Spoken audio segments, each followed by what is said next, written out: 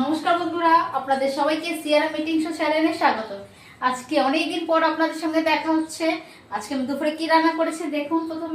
প্রথমে করেছি এই যে ভাত, একদম গরম গরম ঝুরঝুরে ভাত। এক হাঁড়ি ভাত আছে, পেঁয়াজ কেটে রেখেছি, ডিম পোচ করব, যে ভাজা খাবে ভাজা খাবে। এখানে করেছি এই যে পেঁয়াজ দিয়ে আলু ভাজা, এই যে লাল করেছি পেঁয়াজ, আলু ভর্তা করেছি পেঁয়াজ দিয়ে, আর ঢেঁড়স ভাজা। এখানে আলু ভাজাও করেছি, একদম কুচি কুচি করে আলু ভাজা করেছি।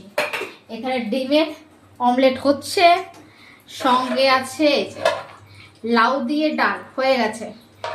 এইটাই আজকে দুপুরের মেনু বন্ধুরা।